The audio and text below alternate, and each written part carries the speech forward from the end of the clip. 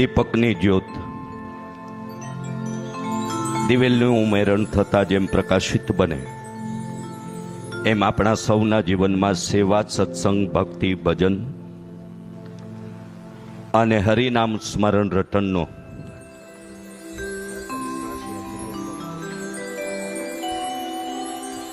ભાવ અને એવી ભાવના વધે એવી આજના દિવસે મા અંબાના ચરણોમાં, ભાગવત ભગવાનના ચરણોમાં આપણે પ્રાર્થના કરીએ. દ્વારકાથી પધારેલા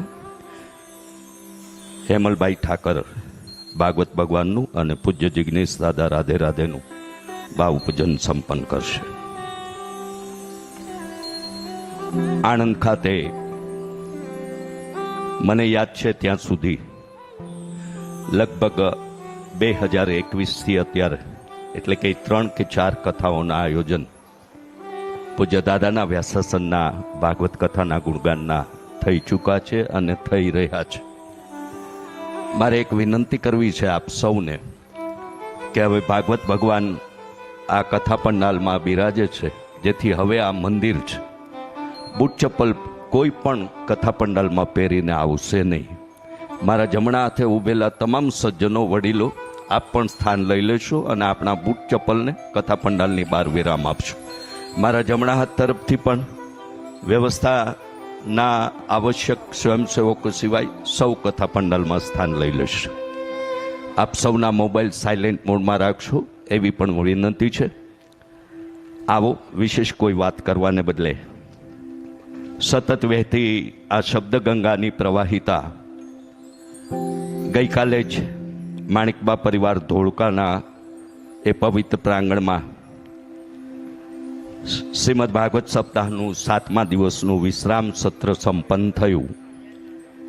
એની કેટલીક ઝલકો આપણે નિહાળી લઈએ અને આણંદની ધરાના સખી આનંદ ગરબા મંડળ અને સ્વર્ગીય છોટાભાઈ તુલસીભાઈ પટેલ પરિવારના પરિવારજનોના મુખ્ય યજમાન પદે આયોજિત શ્રીમદ ભાગવત સપ્તાહ જ્ઞાન યજ્ઞના પ્રથમ જ્ઞાન સત્રની સત્સંગ સરિતા પ્રવાહિત કરવા પૂજ્ય જિગ્નેશ દાદાને આપણા સૌ વતી વિનંતી કરીશ.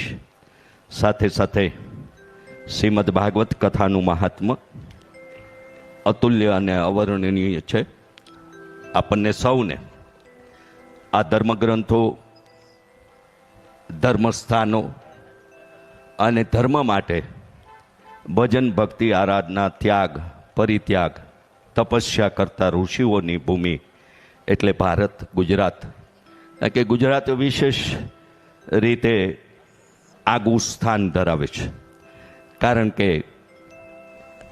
પૂર્ણ પુરુષોત્તમ ભગવાન શ્રી કૃષ્ણની 125 વર્ષની જીવન લીલામાં 100 વર્ષ દ્વારિકા સુવર્ણ નગરીમાં ભગવાને એ કાળમાં, એ સમયમાં આપણા પૂર્વજો સાથે વાસ કર્યો.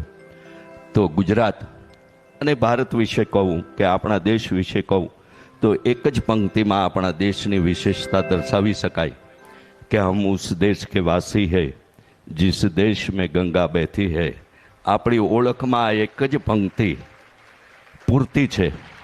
એના પછી તો ઘણું બધી યાદીનું લિસ્ટ થઈ શકે એવી આ પવિત્ર પાવન ધરામાં.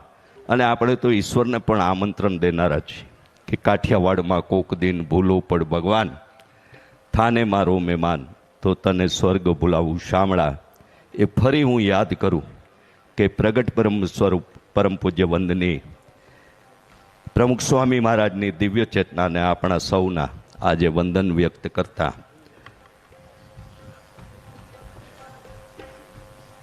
આપણે સંતોના આશીર્વાદ અને એની રૂઢા મંગલ શુભેચ્છાઓ પણ પ્રાપ્ત કરીએ.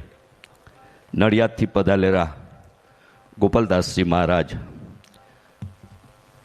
નડિયાદથી અંબા આશ્રમથી પધારેલા ગોપાલદાસજી મહારાજને પ્રાર્થના કરીશ કે આપ કથા મંચ પર આવશો અને આપના રૂડા મંગલ સમયોચિત અમને સૌને પ્રાપ્ત થાય એવી આપના ચરણોમાં પ્રાર્થના છે. બાપજી ગોપાલદાસજી મહારાજ, અંબા આશ્રમ, નડિયાદ. જે પધારો બાપજી. નડિયાદમાં પણ એ જ કથાના યજમાન પણ આજે માલવિકાબેન અહીં ઉપસ્થિત છે.